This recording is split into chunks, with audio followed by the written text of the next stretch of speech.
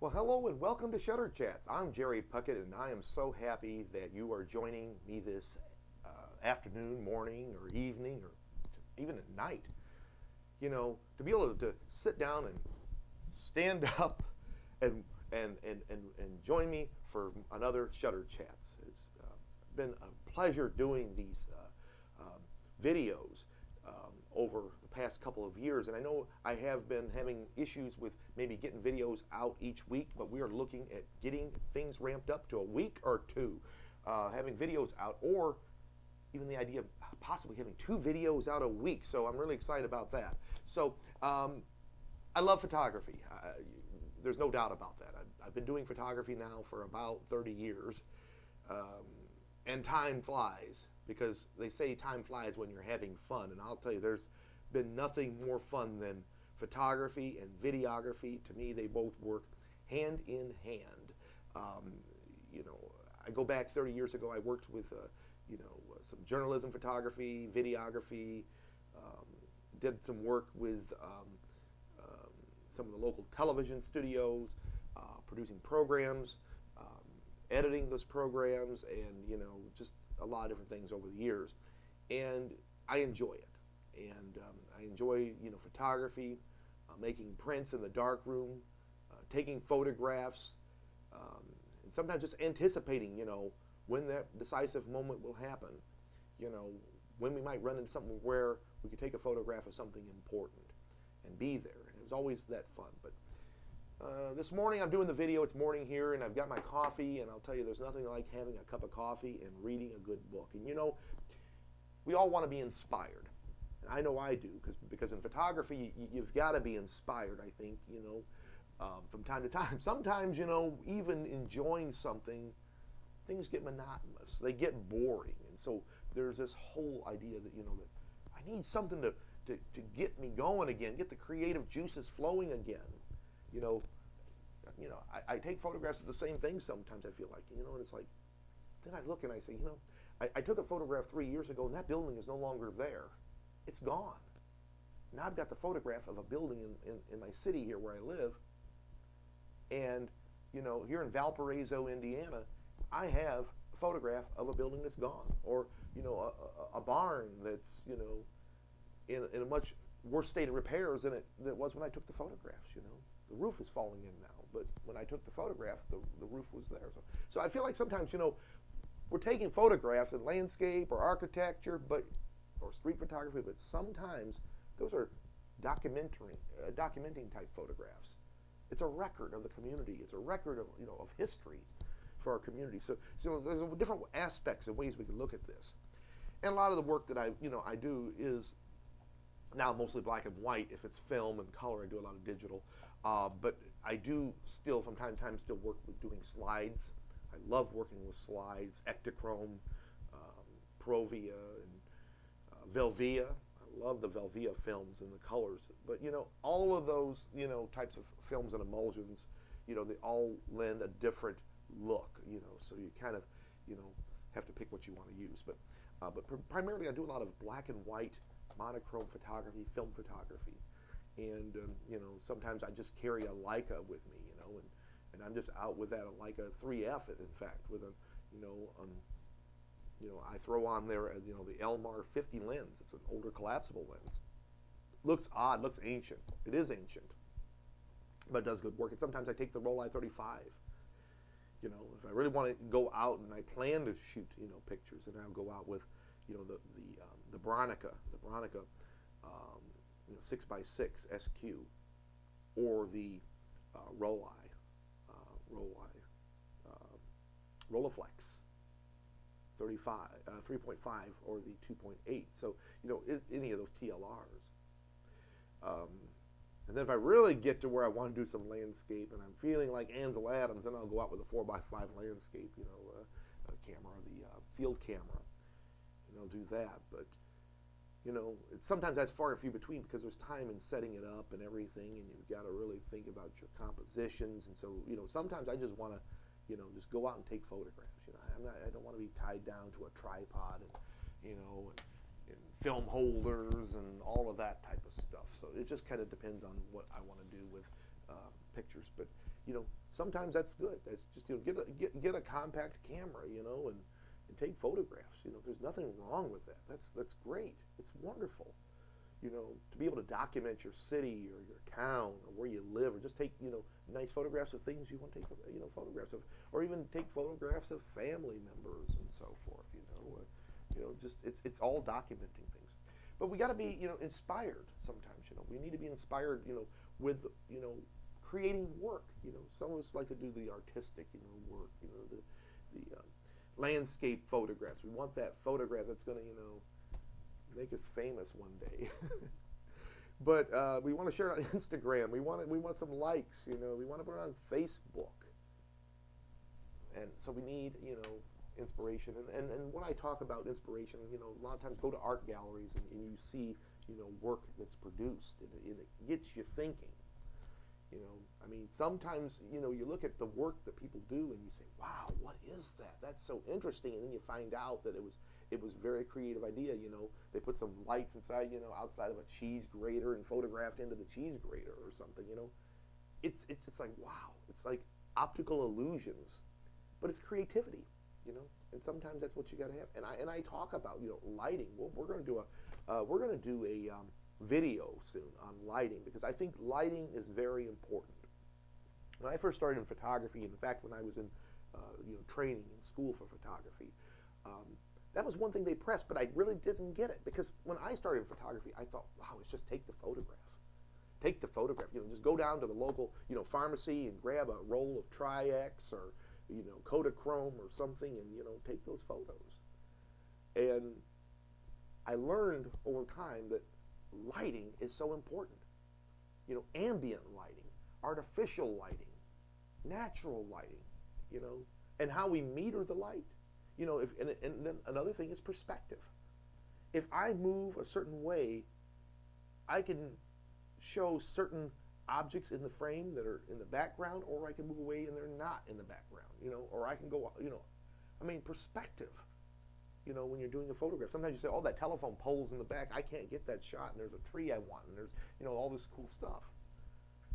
Move your camera just a little bit, kind of go different angles, and you'll find that you can get what you want, and you can remove a lot of times that obstacle, that object that you don't want in the photograph, in the background. So sometimes you have to get down and look up, and so there's a lot of different ways to do photograph. And I get off on tangents because I love photography, and but what are we going to do as far as inspiring myself? So and I talk about books.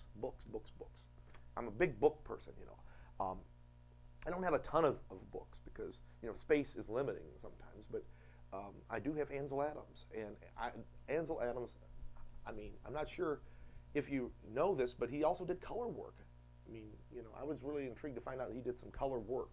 And there's an Ansel Adams book out there. It's called Ansel Adams Color. He did a lot of beautiful work in color. And I think some of his most famous photographs, were done in, black and white, in the monochrome images. We know him for that. And that's why I had to get this book here, It was Ansel Adams, 400 photographs. There's a lot of photographs, and I can't do them all, show them all, but, but there's just a lot of great photographs. Beautiful. You want to get a book, get one of these two books, the Ansel Adams 400 Photographs. I love that book, and the in color. It's really interesting to see his work and how he did it. And he talks about some of the technical stuff in there as well. So that's some ways to get inspired. And then sometimes I said, I want to get inspired about photographers and the work they do, and get inspired by them. And sometimes we look back and we see actually not too long ago, the very large book. It was the reprinted book, and then I started regretting selling that book, but it just didn't fit my bookcase. And unless a book is really on a bookcase, it doesn't stay nice, and I didn't want to jeopardize that, so I sold the book. But the decisive moment, and he did a lot of photographs. And so, but now I have this little book, this little book here. It's called Henri Cartier-Bresson by Photophile. Look them up. They're the Photophile series. You know, there's a lot of pictures and images in these books. You know, they're small books, but you know they show some of the great work that he had done. You know, there's also the famous photograph that he had taken through a fence. You know, of the guy, you know, jumping through the puddle. So those are another book. Another one is this Andre Curtis, his book. There's a lot of, you know, photographs that he had done as well. Some of these books have, you know, dozens and dozens of images in here, but it's books by Photophile. You know, and they've done a series for years now, and I'd found out about them, and they had done the series for years, and there was a lot of photographs that they shared. And this is one I like. It's got some color and black and white. This is Ernst Haas's book here. Here's some color. You know, color photos, color work, and sometimes you want to get inspired because, you know, color photographs. Sometimes, you know, that's the way to photograph. You know, color. Like I said, sometimes, you know, color photographs, you know, can add and enhance an image. The photograph would only be good in color, and sometimes it's better in black and white. So you kind of have to look at, you know, your scene, your composition, and so, you know, it gives you a little bit of a you know, insight to some of these photographers. And then, of course, this was one that was a bound edition, and I like this one. Actually it's in a slipcase. It's called Women Photographers, and it has the pioneers running from 1851 to 1936, revolutionaries 1937 to 1970, and contemporaries 1970 to today. Three books, and you know, it's a nice little series. You know, I like to go back and look sometimes at some of the early photography, and this is when, you know, equipment was very old and primitive and very limited, but they were able to still capture images. Gives you a nice little insight. But the revolutionaries, you know, Vivian Maier, you know, also, you know, photographs that are done by Marion Wolcott, you know, back in 1910 to 1990 she lived in. Eve Arnold, you know, there's one of the, you know, works from Eve Arnold, you know, so there's a lot of, you know, artists or photographers that have taken these photographs, and you know, up through 1970, and you know, all great photographers, and it gives you good, you know, exposure to that. And then, of course, the modern photographers, you know, 1970 forward, you know, Rosalind Solomon, you know, Marilyn Bridges, you know, and it tells a little story about them, you know, a paragraph or two, and then, of course, there's a photograph. So, you know, sometimes you need a little something to get you, you know, inspired. You're looking at other, you know, other photographers' work, seeing what they're doing, you know, and thinking about how you maybe could do it a little differently. And sometimes I have fun with trying to, you know, duplicate still life images, you know, that other photographers have done, just to see how to, you know, to practice the techniques. And I'll tell you, sometimes it is difficult, you know, more difficult than we imagine, you know, to duplicate the work that some of these photographers have done. You know, getting the lighting right, the objects, the perspective, you know, using the right focal length of a lens and so forth.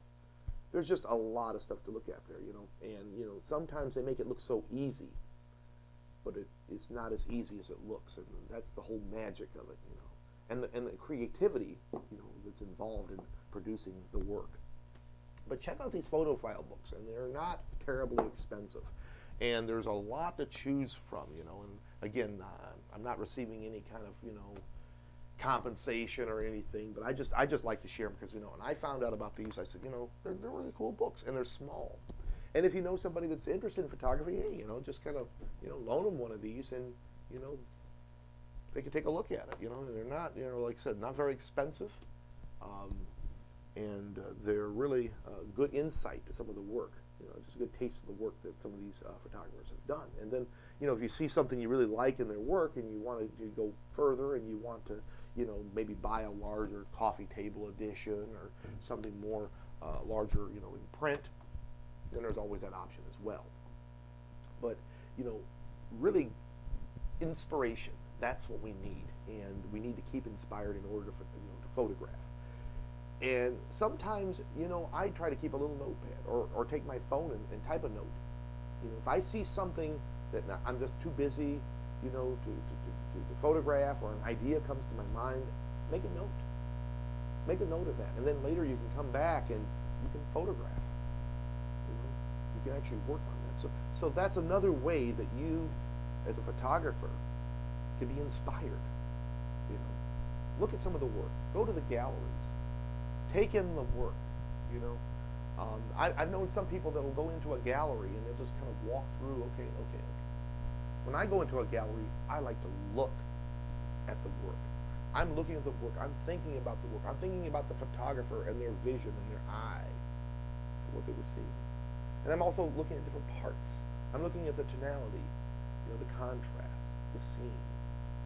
I'm looking at the composition, the leading lines, all of that, the rule of thirds, and whether or not they follow any of these rules at all. So those are all things that I look at, and I just take the photograph in and just enjoy each one as I go through. And there's just so many galleries, and so you can check, and then there's art shows and photography shows, and sometimes you can look at even paintings.